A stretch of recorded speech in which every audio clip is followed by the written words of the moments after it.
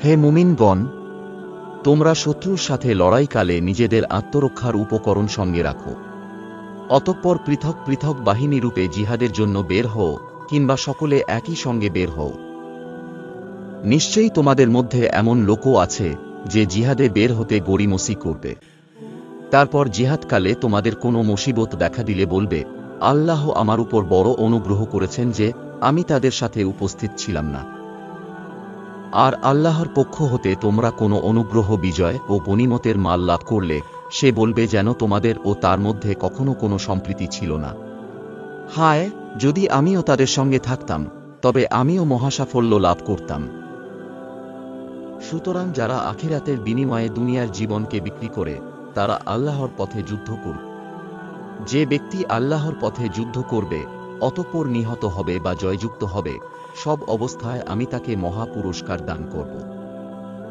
হে মুসলিমগণ, তোমাদের জন্য এর কি বৈধতা আছে যে তোমরা আল্লাহর পথে সেই সকল অসহায় নরনারী ও শিশুদের জন্য লড়াই করবে না, যারা দোয়া করছে, হে আমাদের প্রতিপালক, আমাদেরকে এই জনপদ থেকে অন্যত্র সরিয়ে নাও, এবং আমাদের জন্য তোমার পক্ষ হতে একজন অভিভাবক বানিয়ে দাও, এবং আমাদের জন্য তোমার পক্ষ হতে একজন সাহায্যকারী দাঁড় করিয়ে দাও। যারা ঈমান এনেছে তারা আল্লাহর পথে যুদ্ধ করে, আর যারা কুফর অবলম্বন করেছে তারা যুদ্ধ করে তাগুতের পথে। সুতরাং হে মুসলিমগণ, তোমরা শয়তানের বন্ধুদের সঙ্গে যুদ্ধ করো। স্মরণ রেখো, শয়তানের কৌশল অতি দুর্বল। তুমি কি তাদেরকে দেখোনি, মাক্কি জীবনে যাদেরকে বলা হতো, তোমরা নিজেদের হাত সংযত রাখো, সালাত কায়েম করো ও যাকাত দাও। অতঃপর যখন তাদের প্রতি যুদ্ধ ফরজ করা হলো, তখন তাদের মধ্য হতে একটি দল শত্রুদেরকে এমন ভয় করতে লাগল, যেমন আল্লাহকে ভয় করা হয়ে থাকে, কিংবা তার চেয়েও বেশি ভয়। তারা বলতে লাগল, হে আমাদের প্রতিপালক, আপনি আমাদের প্রতি যুদ্ধ কেন ফরজ করলেন? অল্পকালের জন্য আমাদেরকে অবকাশ দিলেন না কেন? বলে দাও, পার্থিব ভোগ সামান্য। যে ব্যক্তি তাকওয়া অবলম্বন করে, তার জন্য আখিরাত উৎকৃষ্টতর। তোমাদের প্রতি সুতা পরিমাণও জুলুম করা হবে না। তোমরা যেখানেই থাকো, একদিন না একদিন মৃত্যু তোমাদের নাগাল পাবেই, চাই তোমরা সুরক্ষিত কোনো দুর্গেই থাকো না কেন।